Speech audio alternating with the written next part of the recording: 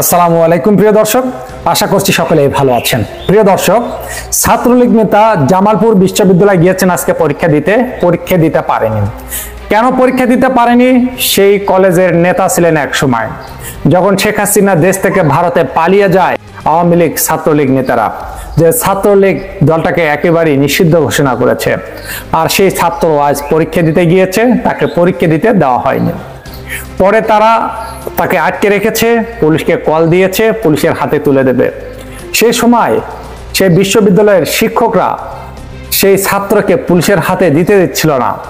Sir নিজের গাড়িতে করে নিয়ে সেই ছাত্রকে বাসায় পৌঁছে দেবে, সেটাও করতে দিচ্ছিল না সেই জায়গার ছাত্রছাত্রীরা। প্রিয় দর্শক, কারণ ছাত্রলীগ বা আওয়ামী লীগ তারা বলছেন তারা এতটা খারাপ ছিল, সেই ছাত্রলীগ বা আওয়ামী লীগের যন্ত্রণায় তারা স্বাধীনভাবে চলাফেরা করতে পারেনি, লেখাপড়াও করতে পারেনি। সে কলেজে তারা নাকি প্রভাব দেখিয়েছে এবং সবসময় নেতাগিরি খাটিয়েছে। এখন টিচারের তো অনেক মায়া ছাত্রের উপর। টিচাররা বোঝে না কে আওয়ামী লীগ, কে জামাত, কে বিএনপি, কে ছাত্র শিবির। তারা বোঝে একটাই, সবাই ছাত্র শিক্ষকের কাছে। তাই শিক্ষকের অনেক মায়া সেই ছাত্রের উপর। এমনিতেই পরীক্ষা দিতে পারছে না, সেই ছাত্রলীগ নেতার চোখের টলমলো পানি মানে কেঁদে ফেলতেছে, পরীক্ষা দিতে পারছে না, হলেও ঢুকতে দিচ্ছে না। এখন তাকে ভারতে পাঠিয়ে দিতে চাচ্ছে তারা। শেখ হাসিনা যে ভারতে গিয়েছে, সেখানে স্কুলে নাকি লেখাপড়া করছে, তাকেও ভারতে পাঠিয়ে দিতে চাচ্ছে যে সেখানে গিয়ে লেখাপড়া করুক। বাংলাদেশের বিশ্ববিদ্যালয় সেই ছাত্রলীগের জন্য বন্ধ। প্রিয় দর্শক, শুধু তাই নয়, ছাত্রলীগের জন্য বাংলাদেশে শুধু একটা জায়গায় রয়েছে, সেটা হলো জেলখানা বা কারাগার। এখন ছাত্ররা বলছে তাকে পরীক্ষা দিতেও দেবে না। তাকে তারা কি করেছে, সেই হল থেকে বের করে দিয়ে পুলিশকে কল দিয়ে পুলিশের হাতে তুলিয়ে দিয়েছে যে আইন এদের বিচার করবে। কারণ তারা বলছে এই ছাত্রলীগ নেতারা অনেক আগে থেকেই তাদের উপর অত্যাচার করে আসছে, তাদের উপর ক্ষমতা দেখিয়ে আসছে। তারা যা করতে চেয়েছে তাই করেছে, আর অন্যান্য ছাত্রদের কোনো স্বাধীনতা দেয়নি। আর এখন সেই ছাত্রলীগ নেতা কাতর, তিনি চোখে অশ্রু নিয়ে তাদেরকে মিনতি করে বলছে আমাকে পরীক্ষা দিতে দিন বা হলে ঢুকতে দিন।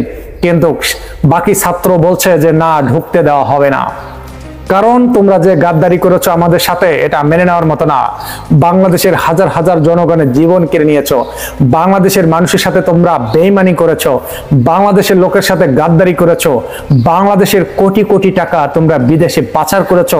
তাই তোমাদের আর এই দেশে ঠাঁই নেই। ঠাঁই এ দেশে হলেও তোমাদের ঠাঁই হবে কারাগারে, জেলখানায় তোমাদের পৌঁছতে হবে। সেই ছেলেটিকে যখন টিচার গাড়িতে নিতে চাচ্ছিল, তাকে পৌঁছে দেবে বাসায়। তারপরে বাকি ছাত্ররা সেই স্যারের গাড়িতে উঠতে দেয়নি সেই ছাত্রকে। স্যার অনেক অনুরোধ করেছে, রিকোয়েস্ট করেছে সেই ছাত্রলীগ নেতার জন্য যে এবারকার মতো ছেড়ে দাও, তাকে ক্ষমা করে দাও, তাকে মাফ করে দাও। বাকি ছাত্ররা বলছে না, ক্ষমা করা যাবে না। একে ক্ষমা করলে যেসব মানুষ মারা গেছে, যাদের অনেকটা ক্ষতি হয়েছে, যারা পঙ্গু হয়েছে, তাদের সাথে বেইমানি করা হবে, জাতির সাথে বেইমানি করা হবে। তাই একে ছেড়ে দেওয়া যাবে না। এই ছাত্রলীগ নেতা, এই কুলঙ্গারকে পুলিশের হাতে দিতে হবে। কারণ অনেক নেতা এ দেশ থেকে ভারতে অন্যান্য দেশে পালিয়ে গিয়েছে। আরো বড় মাপের নেতা এখনো বাংলাদেশে রয়েছে, পুলিশের চোখে ফাঁকি দিয়ে বিভিন্ন জায়গায় রয়েছে। তাদেরকে এখন পর্যন্ত গ্রেপ্তার করতে পারছে না, তাদের সন্ধান জানে না, তাদেরকে ট্র্যাকিং করতে পারছে না। আর এই ছাত্রলীগ নেতা অনেক দিন পর আজকে হলে এসেছে সেই ভার্সিটিতে। তাকে তো পরীক্ষা দেওয়া থাক দূরের কথা, তাকে এখনই কারাগারে পাঠাবো। তাই তারা পুলিশকে কল করে পুলিশকে নিয়ে এসে পুলিশের হাতে তুলে দেয়। পুলিশ সেই ছেলেটিকে নিয়ে থানায় নিয়ে যায়। তা প্রিয় দর্শক, ছাত্রলীগ আওয়ামী লীগ তারা 17 বছর দেশটা শাসন করেছে। তারা কিভাবে দেশটা শাসন করেছে, যে একজন ছাত্র পরীক্ষা দেবে সে পরীক্ষা দিতেও আর দিচ্ছে না। তাহলে হিসাব করেন কি করেছে, তাহলে জাতির সাথে, মানুষের সাথে তাহলে কত বড় একটা বেইমানি করেছে তারা, যা সেই বেইমানের কোনো ক্ষমা পাচ্ছে না জাতির কাছে। ছেলেটি অনেক রিকোয়েস্ট করেছে, অনুরোধ করেছে আমাকে পরীক্ষা দিতে দিন। আমি অনেক ক্লাস করেছি, অনেকবার এই স্কুলে বা এই ভার্সিটিতে এসেছি, এই কলেজে এসেছি, কিন্তু আমি আপনাদের সাথে হয়তো যেটা করেছি সেটা অন্যায় করেছি। তা আমার যে নেত্রী, সে তো আর দেশে নেই, আমাদেরকে রেখে তো এখন ভারতে চলে গিয়েছে। এখন আমরা কি করব? আমাদেরকে তো বাঁচতে হবে, লেখাপড়া করতে হবে, কর্ম করতে হবে। তারা আওয়ামী লীগের দলটাতে ঢুকে তারা ভুলে গিয়েছিল মানবতার কথা, মানুষের কথা, জাতির কথা। তারা ভুলে গিয়েছিল সৎ চরিত্রের কথা বা আদর্শের কথা। তারা এমন প্রভাব দেখিয়েছে যে জোরজার মুল্লুকতার 17 বছর মানুষের সাথে তারা যেটা করেছে সেটা মেনে নেওয়ার মতো না। দেশের কোটি কোটি টাকা আজকে পাচার হওয়াতে দেশে অনেকে না খেয়ে আছে, অনেকে ভালোভাবে ব্যবসা করতে পারছে না, তারপরে কেউ বিদেশে যেতে পারছে না, দালালের খপ্পরে পড়তেছে। বাংলাদেশের নানান সম্মুখে হচ্ছে সমস্যা।